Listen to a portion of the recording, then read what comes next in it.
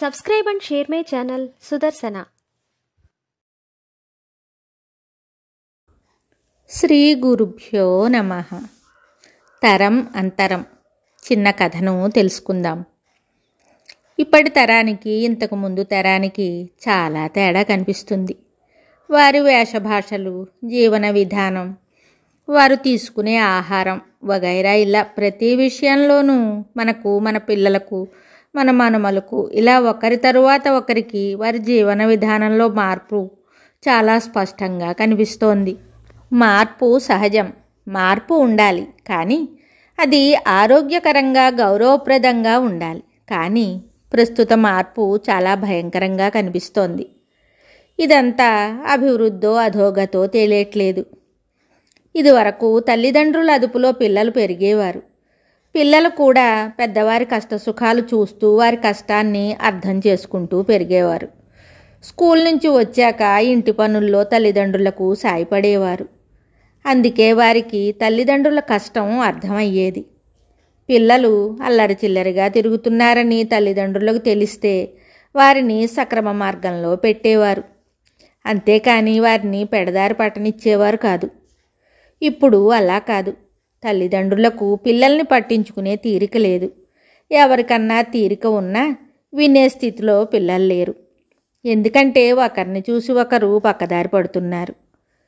ఇప్పుడు పిల్లలకు కష్టం అంటే తెలియదు. తల్లిదండ్రులు వాళ్ళ కోసం ఎంత కష్టపడి డబ్బు సంపాదించి చదివిస్తున్నారో తెలుసుకునే పిల్లలు చాలా తక్కువ మంది ఉన్నారు. ఇప్పుడు పిల్లలకు చదువు, సంస్కారం రెండూ కొరవడ్డాయి. తల్లిదండ్రులను, పెద్దలను గౌరవించటం మర్చిపోయారు. ఇది నేటి పరిస్థితి. తల్లిదండ్రులకు, గురువులకు, పెద్దలకు విలువ ఇవ్వకుండా పెరిగిన వారు ఎంత చదువుకున్నా, ఎన్ని లక్షలు సంపాదించినా వానికి వ్యక్తిగా విలువ ఉండదు. వాని హోదా, డబ్బుకి విలువ. అదే సంస్కారవంతునికి హోదా, డబ్బు లేకపోయినా సంస్కారవంతమైన మనిషిగా ఆ వ్యక్తికి చాలా గౌరవం ఉంటుంది. చదువు మనిషికి సంస్కారం నేర్పాలి, అంతేకాని అహంకారం పెరగకూడదు. గుడికి వెళ్ళి దేవుడికి మొక్కుతాం, అదే ఇంటిలో ఉన్న తల్లిదండ్రులను గౌరవించాం. ప్రాణంతో ఉన్న దైవ సమానులు తల్లిదండ్రులు. ఈ విషయం ప్రతి ఒక్కరూ తెలుసుకోవాలి. తల్లిదండ్రులను ఆదరిస్తే మీరు ఎన్నో నోములు, వ్రతాలు చేసిన దానికన్నా ఎక్కువ ఫలం వస్తుంది. పిల్లల ముందు తల్లిదండ్రులు తలదించుకునే పరిస్థితి ఎన్నడూ రాకూడదు. తల్లిదండ్రులు తలదించుకునే పరిస్థితులు పిల్లలు ఎప్పుడూ తేకూడదు. తల్లిదండ్రులు వారి పిల్లల్ని చూసి గర్వపడేలా ఉండాలి. పిల్లలు కూడా తల్లిదండ్రులు చెప్పినట్లు విని బుద్ధిగా చదువుకోవాలి. తల్లిదండ్రులు చదువుకోమని ఎందుకు చెప్తున్నారు, మంచిగా ఉండమని ఎందుకు చెప్తారు పిల్లలకి? పిల్లల మంచి కోసమే కదా. అది తెలుసుకోవాలి. చదువు వల్ల ఎవరికి ఉపయోగం? పిల్లలకే ఉపయోగం. వారు చదువుకుని మంచి పౌరులుగా తయారైతే చూసి తల్లిదండ్రులు సంతోషిస్తారు. తల్లిదండ్రులు సంతోషిస్తే మనకు సంతోషమే కదా. సంస్కారవంతమైన చదువుతో పిల్లలు సంతోషంగా జీవించాలని పెద్దల ఆశ. చిన్నప్పుడు అందుకే పిల్లల్ని చదువుకోమని తల్లిదండ్రులు చెప్తారు. చదువు ఎప్పుడూ కూడా ఒక వయసు వరకే, తర్వాత చదువుకుందామన్నా వంట పట్టదు. చిన్న వయసులోనే చదువు బాగా వస్తుంది. అందుచేత ఆ చదువుకునే వయసును వృధాగా గడిపి తరువాత బ్రతుకు తెరువు లేక, అప్పుడు చదువుదామన్నా ఏకాగ్రత లేక, దాంతో జీవితం అంతా బాధపడుతూ ఉండాలి. జీవితం అంతా బాధపడే కంట చిన్న వయసులో మంచిగా చదువుకుని మంచి ఆలోచనలతో పెరిగితే జీవితం అంతా మనం సంతోషంగా, మనతో ఉన్నవారిని సంతోషంగా ఉండేలా చూడవచ్చును. పిల్లల్ని ఎప్పుడూ కూడా వేరొకరితోటి పోల్చకూడదు. పనుల్లో కానీ, తినటంలో కానీ, చదువులో కానీ, ఆటల్లో కానీ, ఏ విషయమైనా సరే వేరొకరితోటి మీ పిల్లల్ని పోల్చకండి. ఎందుకంటే ఎవరి స్వభావం వారిది. మనం ఉంటామా వేరొకరిలాగా? ఎవరి లక్షణం వారిది.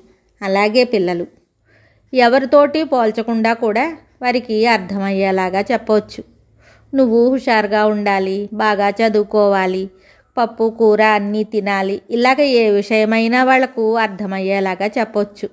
వర్కులు కూడా తమ్ముడు స్పీడ్గా చేయొచ్చు, అన్న స్లోగా చేయొచ్చు. తమ్ముడు చేసేసాడు, నువ్వు చెయ్యట్లేదు అని ఏ విషయంలో కూడా పిల్లల్ని చిన్నబుచ్చకూడదు, ఎంకరేజ్ చెయ్యాలి. మార్కులు తక్కువ వచ్చినా సరే కోప్పడకుండా, చూడు సరిగ్గా చదవలేదు అందుకే మార్కులు తక్కువ వచ్చాయి, ఈసారి బాగా చదువుకో మంచి మార్కులు వస్తాయి అని మనం చెప్పాలి. పిల్లల్ని పెంచడానికైనా వాళ్ళ చదువులప్పుడైనా తల్లిదండ్రులు ఎంతో సహనంతో వారికి మార్గదర్శకంగా వారి అభివృద్ధికి సాయపడాలి.